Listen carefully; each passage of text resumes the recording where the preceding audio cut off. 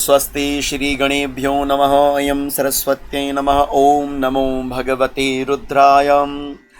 आप समस्त शिव साधकों को प्रणाम। स्वागत है आप सभी का। मैं पंडित गिरीशानंद शास्त्री आप सभी को प्रेम भरी ओम नमो भगवते रुद्राय। मैं शिव का हूँ, शिव मेरे हैं। इस भाव के साथ जीने वाले भक्त को अपने जीवन में ये 5 कार्य कदाचित नहीं छोड़ने चाहिए। शिव का सच्चा भक्त इन 5 कार्यों को सदैव करे, निरंतर करे, अनवरत रूप से करें, क्योंकि यह 5 कार्य आपको 5 शक्तियां प्रदान करते हैं। इसलिए मनसा वाचा भाव से आपने सदैव भगवान शिव को समर्पित होते हुए यह 5 कार्य करने चाहिए। इन 5 कार्यों में कभी आलस्य उत्पन्न नहीं करना है। यह 5 कार्य अपने जीते जी करते रह जाइए, कभी छोड़िएगा नहीं। जिसमें से प्रथम कार्य है सूर्य अर्घ्य देना। शिव का भक्त प्रातः काल उठे और ताम्र के लोटे में जल और थोड़ा सा काला तिल डालकर, सूर्य को काला तिल डालकर अर्घ्य देने से अनेक समस्याओं का निदान होता है। इसलिए शिव साधक का प्रथम कार्य होना चाहिए क्या? सूर्य अर्घ्य। क्या आप कहीं बिना सूर्य अर्घ्य के अपना पूजन तो नहीं करते?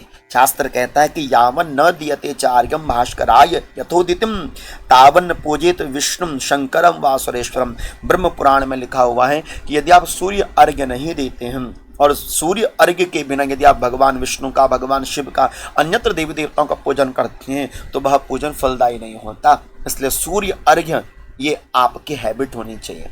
इसलिए शिव साधक को नित्य सूर्य भगवान को अर्घ्य जरूर अर्पण करना चाहिए। दूसरा कार्य है बिल्व पूजन।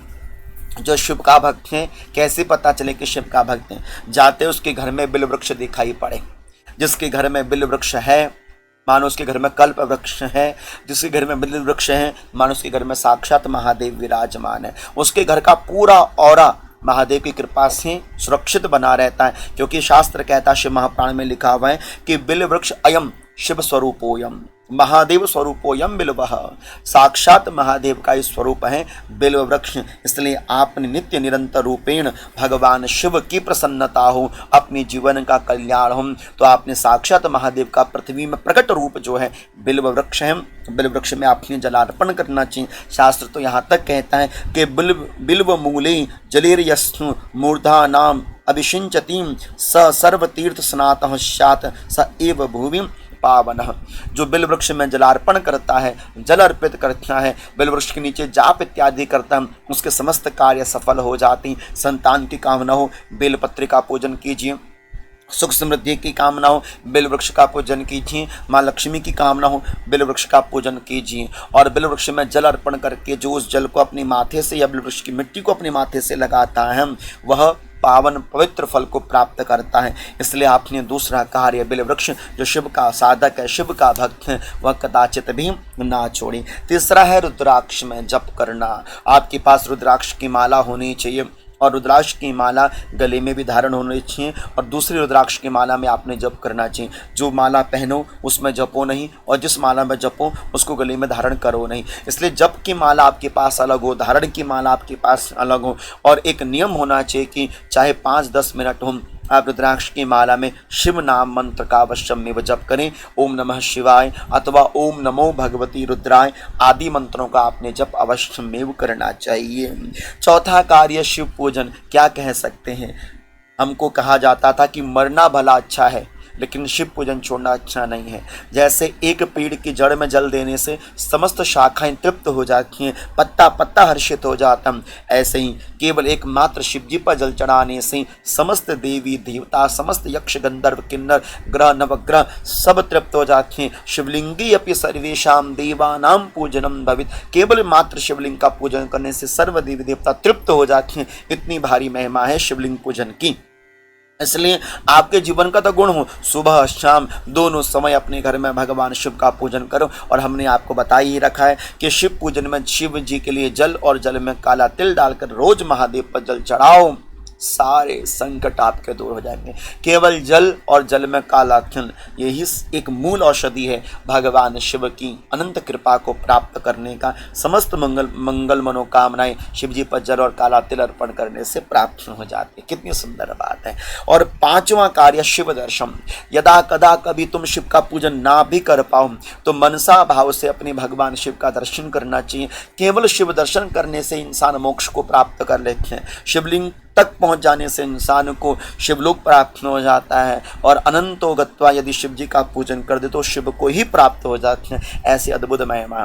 तो अपने जीवन में भगवान शिव के शिवालय के शिखर का दर्शन करना, शिव का शिवलिंग की पिंडी का दर्शन करना, आहा कितनी अद्भुत बात है। और चौथा शिव दर्शन, शिव पूजन। और पांचवा कार्य होना चाहिए शिव के शिवालय में दीपदान।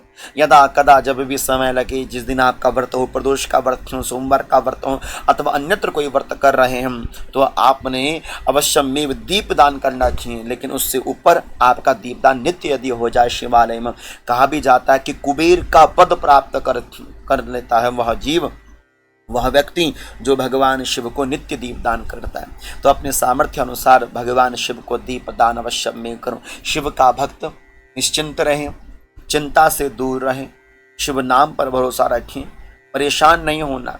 जब शिव को पकड़ लिया तो परेशान क्यों होना। जब शिव के पास जाओ, अपने महादेव के पास जाओ, तो महादेव से ये मत बोलना कि महादेव मेरी समस्या कितनी बड़ी है, अपितु समस्याओं को जाकर बताना कि मेरे महादेव कितने बड़े हैं। महादेव को थामा है, महादेव को पकड़ा है तो भरोसा तो करो। भगवान को थामने के बाद भी, पकड़ने के बाद यदि आपको भरोसा नहीं होता तो शिव भक्ति का जो लेवल है वो डाउन है। अप लेवल करना है तो शिव जी पर भरोसा करो। मेरे महादेव जो करेंगे अच्छा करेंगे, बढ़िया करेंगे। मुझे क्या करना है कि मातृ पितृ स्वरूपेण शिवलिंगम प्रपूजयत। शिव महापुराण में लिखा है कि जैसे माँ बाप की सेवा एक सच्चा पुत्र करता है, ऐसे शिव का जो सच्चा साधक होता है वह माँ बाप की तरह भगवान शिव की पूजा करता है। बस आप भगवान शिव को अपना मानकर चलो, आपके जीवन के समस्त समस्याओं का निराकरण निवारण मेरे महादेव अपने आप करते रहेंगे। भरोसा रखना है अपने महादेव पर। इसी मंगल वचनों के साथ आप समस्त शिव साधकों को प्रणाम वंदन। ओम नमो भगवते रुद्राय।